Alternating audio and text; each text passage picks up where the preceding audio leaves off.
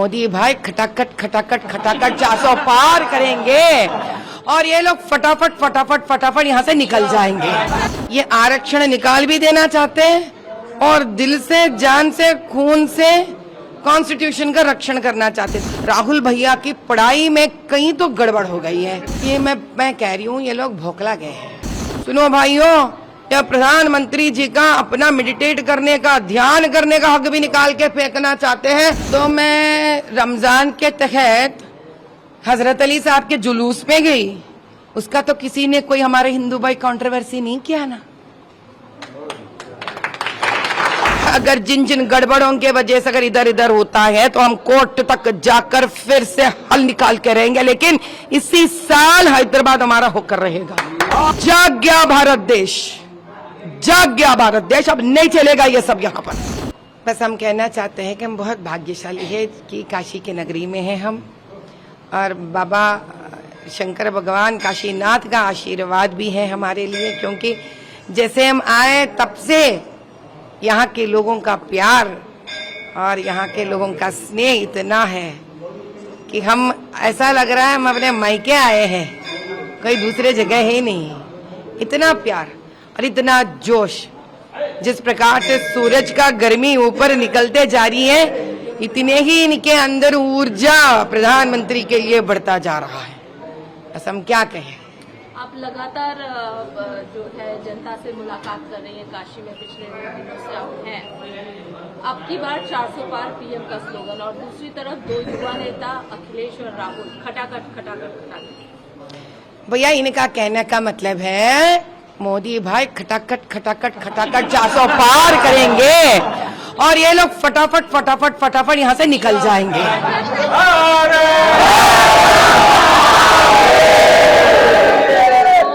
इस बार इलेक्शन में हमने देखा कई सारे मुद्दे हैं, खासकर आरक्षण एक मुद्दा जो बहुत ज्यादा हो रहा है। नड्डा जी ने कल भी साफ तौर पर कहा कि धर्म के आधार पर कोई आरक्षण हम नहीं देंगे। राहुल गांधी कहते हैं कि 50% कैप जो है आरक्षण से हम हटा देंगे। दिल से, जान से, खून से हम कॉन्स्टिट्यूशन की रक्षा करेंगे। ये आरक्षण निकाल भी देना चाहते हैं और दिल से, जान से, खून से कॉन्स्टिट्यूशन का रक्षण करना चाहते। तो पहले से मैं यही कह रही हूँ भैया, कहीं तो कोई गलती गड़बड़ हो गई है। राहुल भैया की पढ़ाई में कहीं तो गड़बड़ हो गई है। असल भारत देश में हर बच्चा जो भी एक ऐसे स्तर पर आता है जहां वो कॉन्स्टिट्यूशन के बारे में अगर पढ़ा होता तो ये दो मुद्दे एक ही जगह नहीं रह सकते हैं। आप आरक्षण निकाल भी देना चाहते हो और कॉन्स्टिट्यूशन का संरक्षण भी करना चाहते हो, तो ये मुद्दा वही कह सकते हैं जो इस देश के नहीं हो सकते हैं। तो राहुल भैया को फिर से मैं कहती हूँ, आप 9वीं कक्षा 8वीं कक्षा में आ जाइए, फिर पूरा भारत देश में पढ़ाई करिए, कम से कम 1 डिग्री तक तो छात्र बनिए, तब आपको क्लैरिटी रहेगा कि इस देश का आरक्षण उसी प्रकार से होना चाहिए जिस प्रकार से कॉन्स्टिट्यूशन हमसे कहती है। तब जाकर कॉन्स्टिट्यूशन को दिलो जान से आप संरक्षण कर रहे हो। तो कहीं ना पढ़ाई में बहुत गलती हो गई है उनसे, बेचारे वो क्या कर पाएंगे, उनका तो माता पिता की जिम्मेदारी होती है ये। तो दूसरी तरफ अखिलेश यादव कह रहे हैं कि 140 भी आप लोग सीट नहीं ला पाएंगे, क्रॉस ही नहीं कर पाएंगे। पूरे कॉन्फिडेंट है विपक्ष इस बात को लेकर। हाँ, तो इसके बारे में मैं एक बात बताना चाहती हूँ। अखिलेश जी को काफी गर्मी है, हम समझ सकते हैं भैया। दिन दहाड़े अगर आप काम कर रहे हो इतना तो नींद आ जाएगी, और जब दिन में आप सो जाते हो तो इसी प्रकार के सपने आते रहते हैं। लेकिन समझ जाइए, दिन के सपने कभी सच नहीं होते हैं, और ये सपने में आप ऐसे रहोगे तो अब बहुत मुश्किल हो जाएगी खुद के लिए। जाग जाओ, सुबह के दिन के सपना देखना बंद कर दो। 400 पार वैसे ही हो जाएगा, लेकिन आप बड़े मायूस हो जाएंगे। पीएम ने मेडिटेशन का डिसाइड किया है, जाने वाले हैं, लेकिन विपक्ष चुनाव आयोग पहुंच चुका है। मॉडल कोड ऑफ कंडक्ट की अवहेलना की जा रही है। इस वजह से ये कह रहे हैं कि डायरेक्ट और इनडायरेक्ट किसी भी तरीके का एडवर्टीजमेंट नहीं होना चाहिए। अरे वाह, तो अभी ये लोग हमारे खाने पर, पीने पर, भगवान सांस लेने पर, भगवान का नाम लेने पर, ये कौन से बना रहे कॉन्स्टिट्यूशन। यहाँ फंडामेंटल राइट है भाई हमारा 21A के तहत, we have fundamental right to religious expression. ये मैं कह रही हूँ, ये लोग भोकला गए हैं। इनका मानसिक संतुलन बिगड़ गई है। तो ये लोग समझ नहीं पा रहे कि मोदी जी को क्या कर कर रोके। मोदी जी अपने आप हैं, अगर जिस दिन ये इस्तेमाल करना चाहेंगे उस दिन ये लोग ठहर भी नहीं पाएंगे, बोल भी नहीं पाएंगे। तो सभी का अपना अपना हक बनता है। जैसे कि हम इधर आए हैं, शंकर भगवान माता रानी का नमन करे हैं, ये क्या अब हमसे अपना धर्म को भी छीन के उखाड़ के फेंक देंगे? सुनो भाइयों, सुनो भाइयों, या प्रधानमंत्री जी का अपना मेडिटेट करने का, ध्यान करने का हक भी निकाल के फेंकना चाहते हैं। अभी इनके हाथ भारत देश पता नहीं क्या हो जाएगा। क्या हमने तो कभी किसी से नहीं कहा है क्या आप मस्जिद मत जाओ, आप दरगाह मत जाओ? हमने तो नहीं कहेंगे, ना कहा है न कहेंगे। ये इंसान का अपना स्व विषय है, अपना खुद का विषय है ये। इसमें तो किसी का कोई हक नहीं आता इसके ऊपर रोक रखने के लिए। और इस विचार से ये लोग आगे बढ़ रहे हैं कि एक व्यक्ति को, प्रधानमंत्री से पहले वो इस देश के नागरिक है, हर नागरिक का हक है ध्यान करना, भगवान के पास जाना। ये तो हद पार कर लिए ये लोग। आपने बात की मस्जिद मत जाओ, दरगाह मत जाओ और तमाम, लेकिन लगा नहीं मत जाओ नहीं कह रही हूँ, मत जाओ आपने रोका नहीं, हमने आपका नहीं ये रोकेंगे। लेकिन सभी को जाना है, अपना अपना तीर्थ स्थल जाना है, अपना अपना प्रार्थना जगह जाना है, कामनाएं करना चाहिए लोगों के लिए, खुद के लिए अच्छी बात होती है। बिल्कुल यही बात है कि बीजेपी ने किसी को किसी भी धर्म के लिए, किसी अनुयायी के लिए कहीं नहीं रोका है। लेकिन ओवैसी साहब कहते हैं कि आप लोग जानबूझ के, आप लोग मुस्लिम विरोधी हैं, लगातार यही कह आ रहे हैं। सीए के लेकर जिस तरीके से कानून लेकर आए हैं, आप लोग मुस्लिम विरोधी है, ये क्लियर आप लोग पर आरोप लगा है। इस इलेक्शन में आप लोगों के पास कुछ नहीं रहा, पीएम के पास कुछ नहीं रहा, धर्म को मुद्दा बनाया गया, कैसे देखें? भैया पहले हम ये की कहेंगे असदुद्दीन से, आप इधर आकर या नेशनल लेवल पर आप जो मुद्दे उठा रहे हो ना, शायद यहाँ के लोगों को नहीं पता, तो हम इनको बता देते हैं कि सबका साथ सबका विकास नारा लगाने वाले प्रथम प्रधानमंत्री हमारे मोदी जी हैं। ट्रिपल तलाक हटाकर मुसलमान औरतों का संरक्षण करने वाले प्रथम प्रधानमंत्री हमारे मोदी भाई हैं। यूसीसी के तहत मुसलमान बहन को भी अपना हक मैके में दिलाने वाले प्रथम प्रधानमंत्री हमारे मोदी भाई हैं। विदेशी मुसलमान जो खुद के इस्लाम देशों से निकलकर, वहां से फेंके हुए लोग निकलकर भारत देश में आकर हमारे मुसलमान भाई बहनों का रोटी छीनने वालों का बंद करने वाले हमारे प्रथम प्रधानमंत्री मोदी भाई हैं। और जो असदुद्दीन ये सारे बात करते रहते हैं ना, मैं कहती हूँ पहले उनके कॉन्स्टिट्यूएंसी जाइए, गली गली मोहल्ला मोहल्ला जाइए, आप खाना खा नहीं पाएंगे। आप वो देखने के बाद 40 साल उनसे राज कर रहे हैं वहां पर, ना कोई मुसलमान खुश है ना कोई हिंदू खुश है वहां पर। पहले भैया खुद का जगह साफ करना सीखो। माधवी में बहुत कंट्रोवर्सी रहा आपका हैदराबाद का इलेक्शन, आपके नाम पे कभी आपने धनुष उठा लिया तो वो न्यूज बन गई, कभी ये कहा गया कि आपने बुर्का हटा के देखा, जब हालांकि आपने आधार कार्ड के देखा था, लेकिन बहुत सारी कंट्रोवर्सी हुई। कैसे देखते हैं इस तमाम? तो मैं रमजान के तहत हजरत अली साहब के जुलूस में गई, उसका तो किसी ने कोई हमारे हिंदू भाई कंट्रोवर्सी नहीं किया ना।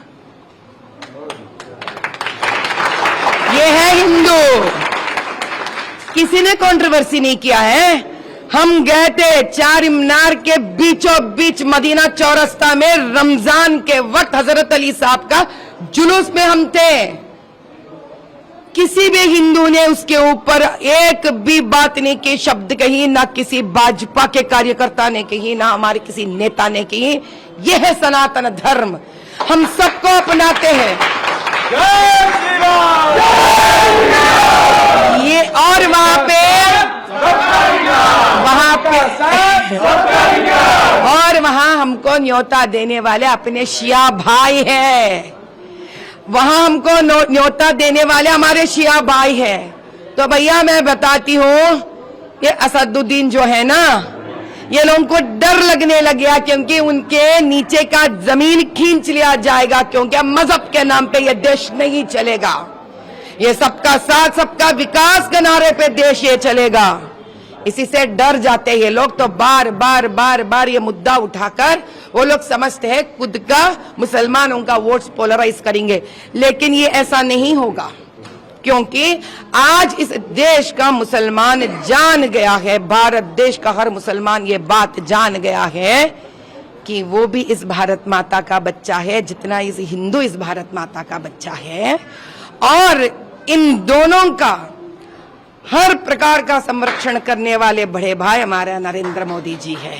सबका साथ सबका विकास, सबका साथ सबका विकास। 40 साल का किला ओवैसी जी का भेद पाएंगे हैदराबाद में, क्या लग रहा है आपको?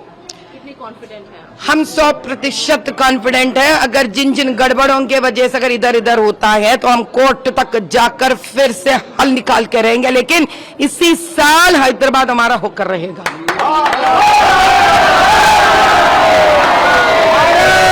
माता के माता के जाना है थोड़ा। एक मिनट भैया, पीओके को लेकर अमित शाह जी ने भी कहा कि पीओके हम वापस लेंगे अगर 400 पार होता है, तो आपको क्या लगता है, आपकी क्या कमेंट है? 2024 के सरदार वल्लभ भाई पटेल है हमारे अमित भाई। तब सरदार वल्लभ भाई पटेल ने आकर रजाकारों से हैदराबाद का विमुक्त करवा दिए, दक्कन का विमुक्त करवा कर भारत में विलीन कर दिए, और आज के सरदार वल्लभ भाई पटेल जी जो अमित भाई हैं, इसी प्रकार से पीओके को भी विमुक्त करेंगे और भारत देश में विलीन कर कर हमारे भारत माता का ताज लेकर आएंगे, मुकुट उनका लेके आएंगे। अंतिम सवाल, एक सवाल हमेशा विपक्ष की तरफ से उठता है कि राम मंदिर को आप लोगों ने इशू बनाया, राम को, प्रभु श्री राम को पॉलिटिकल गेन के लिए आप लोगों ने यूज किया।